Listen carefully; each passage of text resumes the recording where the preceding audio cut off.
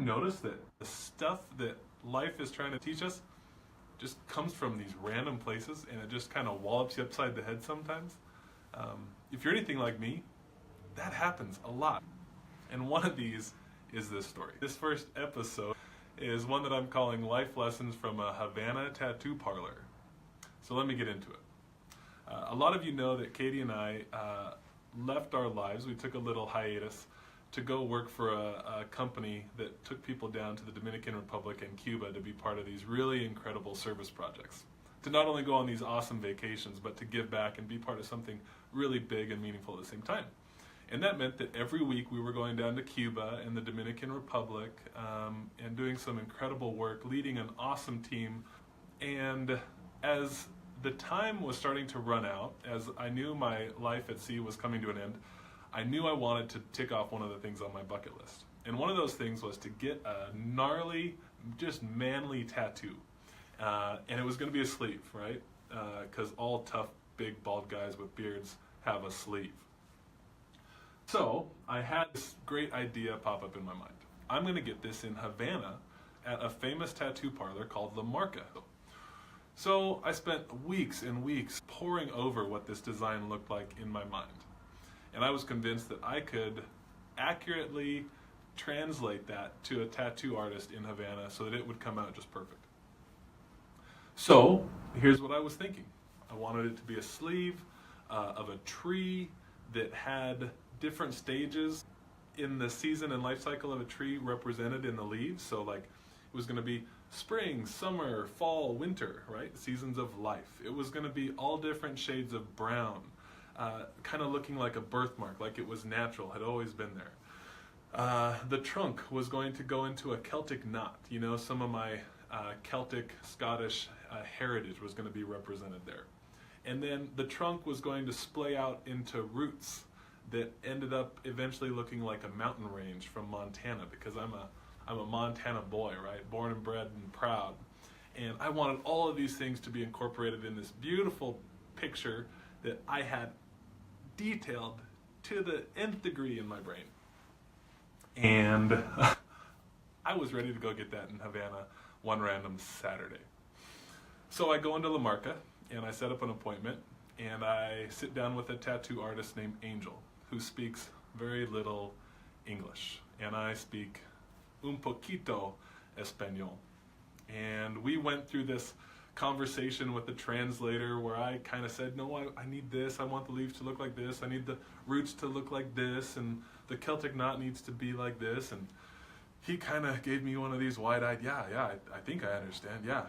And okay, sure. So I told him, okay, 2 weeks, you guys, I'll be back in Havana.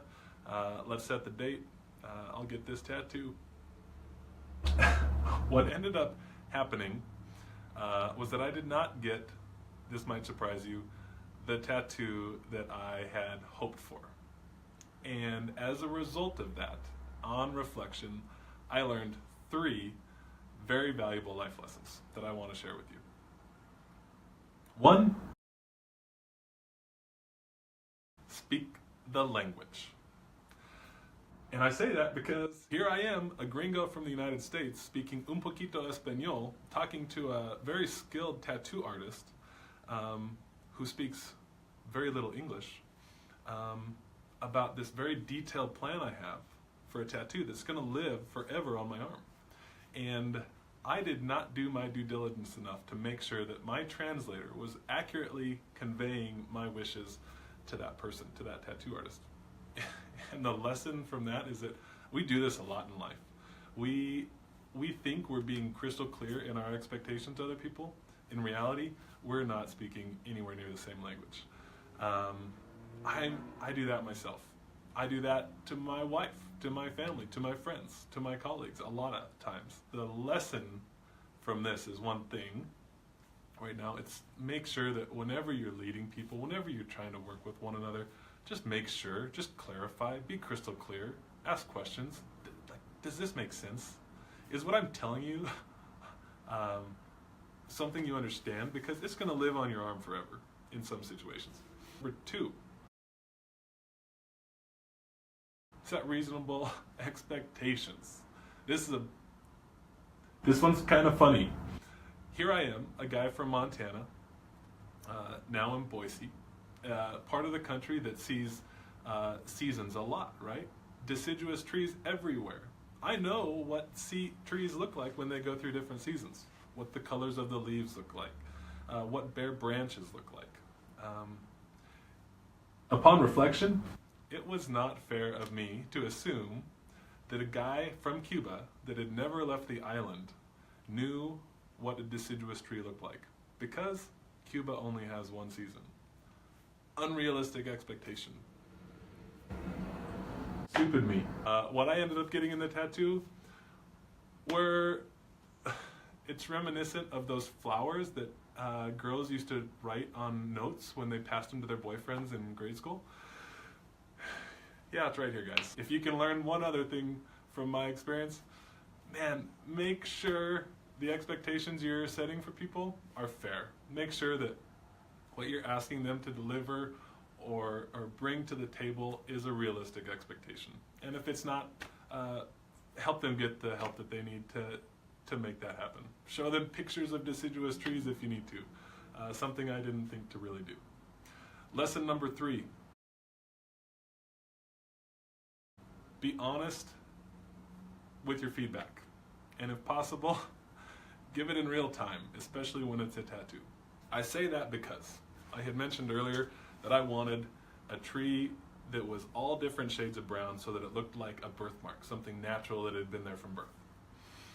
Well, as the tattoo artist started getting going, he did mention that he would need to do small amounts of it in black to keep the browns from running and turning into a big blob.